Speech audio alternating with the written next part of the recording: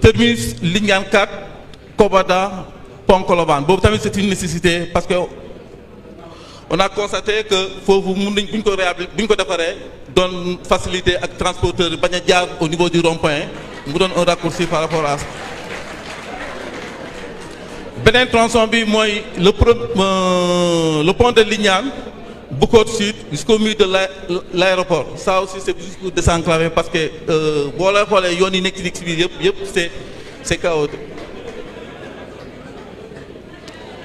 Donc après maa ngi dem sur les routes à niveler. Donc sur cette proposition nous avons 8 km 762 mètres linéaires à gratter et à niveler.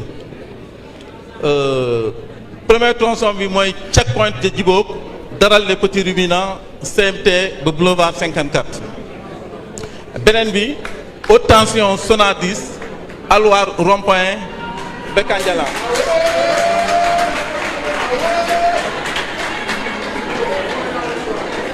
beneen tronçon bi HLM Néma haute tension Guérit Oussouye. beneen bi hôpital Silence service technique communaux hôtel Kadiane Doumagne. Porte hôpital régional chez Alain mur de l'aéroport école Lindiane 3 terminus Tata Diabir. Et donc maa ngi leen di remercier ce qui concerne la voirie lii lañ retenir pour cette année-ci à réhabiliter et à construire. Merci beaucoup.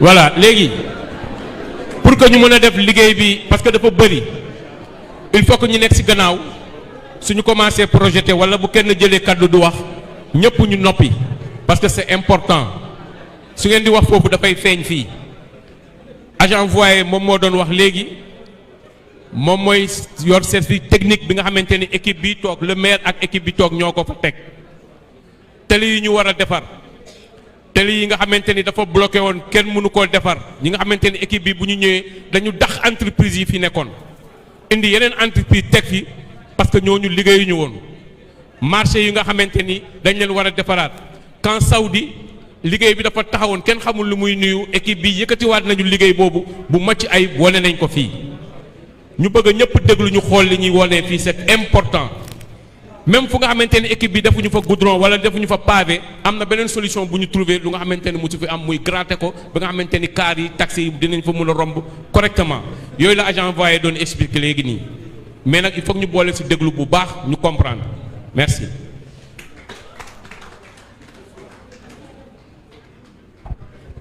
Merci Momo.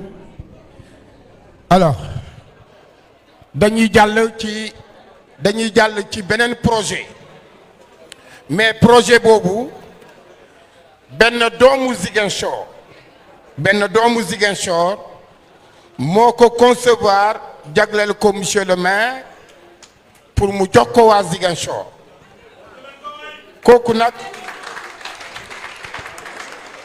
dinañ ko projeter mais yónnee na ndaw bu bàyyee ko Dakar ñëw ba fii pour mu expliquer ñu exactement projet bi lan la wundu après maire ci boppam dina ci ñëwaat voilà si la régie est prête allez-y.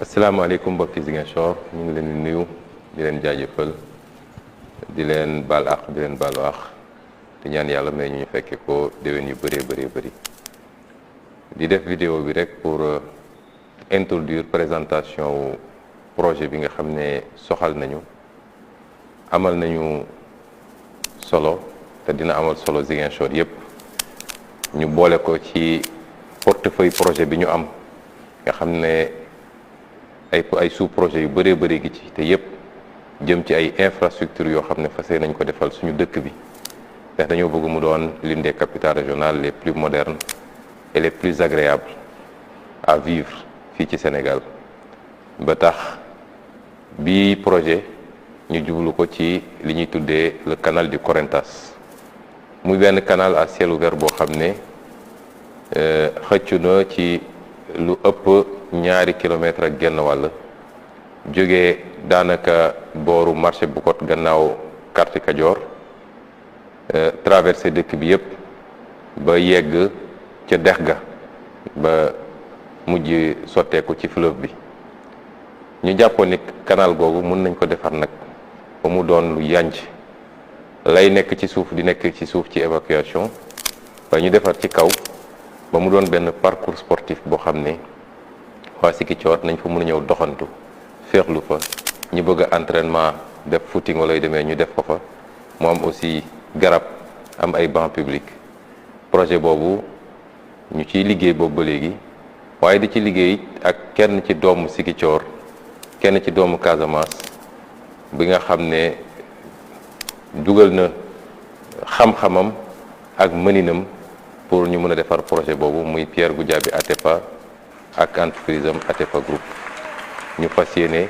jàpp ci liggéey bi def ko ci anam goo xam ne seen contribution lay doon it ci li nga xam ne moom la ñu bokk ñun ñëpp muy dëkk bi di Ziguinchor projet boobu nag lañ leen di présenté nii ci vidéo bi nga xam ne moo war a jàll ñu ngi leen di gërëm di leen sant asalaamaaleykum.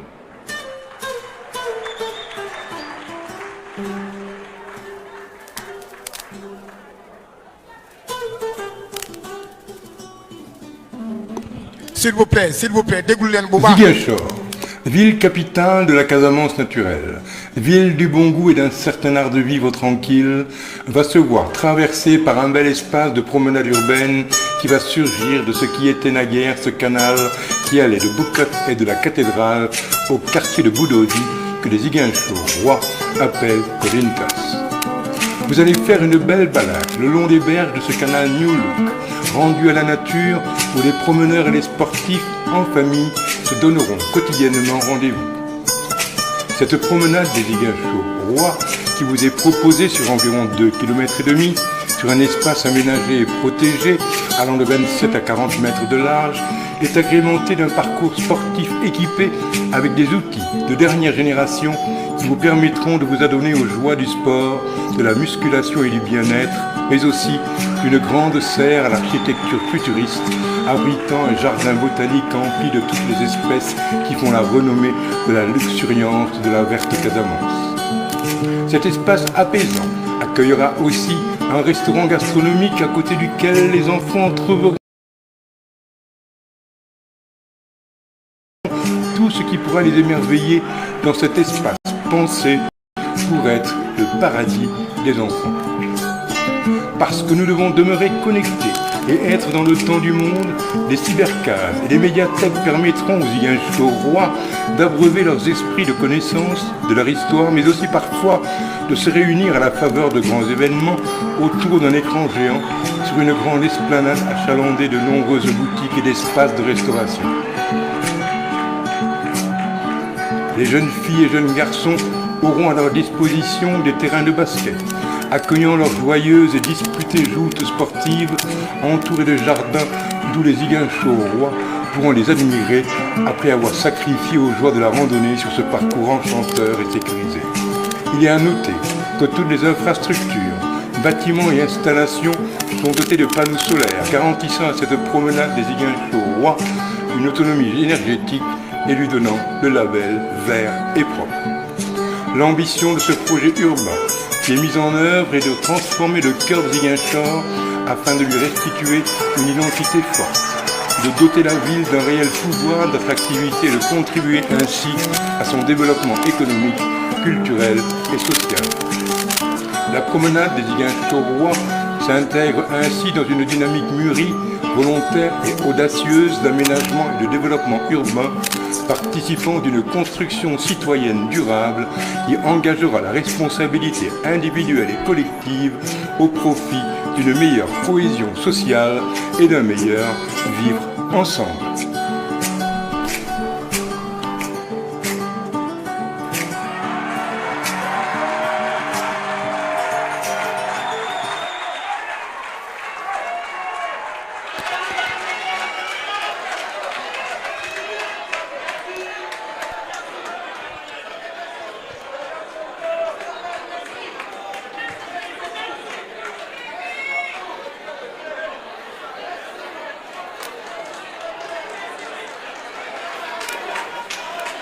Voilà.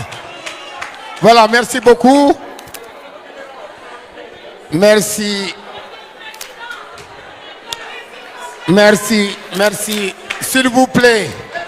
S'il vous plaît. Malé ñu nopp rek légui ñu paré. Légui ñu paré. Je vous avais dit tout à l'heure que vous avez répondu à l'appel de la modernité. Modernité bi nak mom ngeen di gis ni. Nous allons donner la parole à monsieur Frédéric pour nous expliquer un peu le contenu de ce projet. Frédéric, merci d'être venu.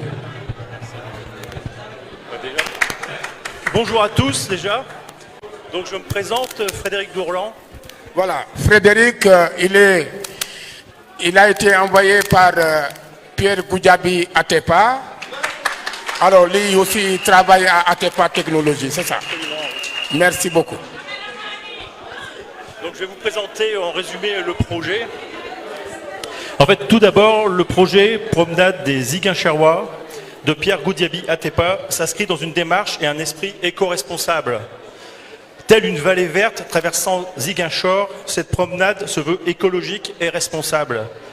L'enjeu du projet est la gestion du canal qui évolue et au fur et à mesure des saisons, et quelles que soient ses fluctuations, la promenade ne doit en aucun cas subir les conséquences.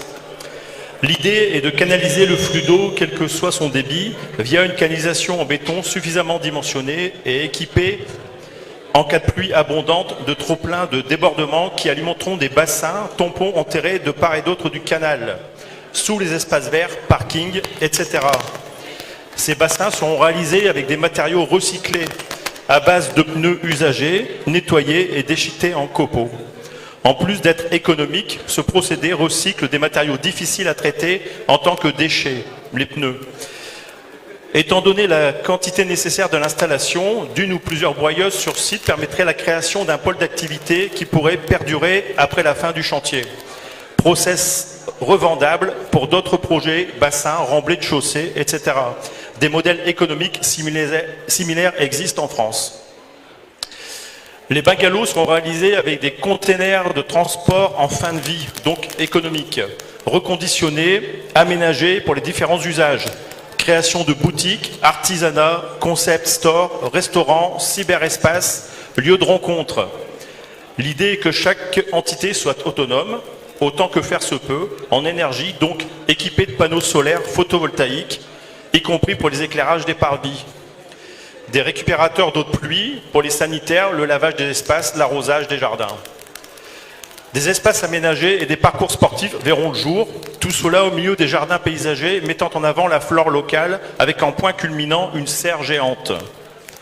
Cette promenade attractive a pour objectif de favoriser la vie collégiale, un lieu de rencontre, de culture, un nouveau lieu de partage et de convivialité pour les Ziguinchorois, au-delà également de l'attrait touristique. Voilà. Merci. Voilà, merci Frédéric. Frédéric, Nenalen qui Pierre Goudiaby Atepa, mi defar projet bi jagleel ko monsieur le maire pour mu jokkoo waa Ziguinchor moom la Pierre Atepa yebal fii pour mu mun a expliquer un peu projet bi nu mu demee mais projet bi comme ni ngeen ko gisee mënuma ci dellu ci projet bi yépp mais xam ngeen ne lii moom musu fi am comme musu fi am maire Ousmane Sonko moom moo ñu koy indil donc lu bees lu ne rek Ousmane Sonko la ok alors donc nous allons passer à la deuxième phase. Voilà léegi comme maire Ousmane Sonko comme ni ma leen ko waxee léegi moom dafa moderne quoi ci li muy def yépp moderne da ngeen gis léegi ay aménagement yoo xamante ne ñoom moomoo bu ñu jënnee guddi wala bu ñu nammee doxantu ñu dem feexulu foofu loolu nag comme ñun amuñu ko woon Ziguinchor maire Ousmane Sonko indil nañu ko bu ko defee sénateur Sakho bu naree doxantu ak ay doomam mun na dem foofu. La régie, si vous êtes prêts, allons-y. Faites les lampes s'il vous plaît. Voilà, merci.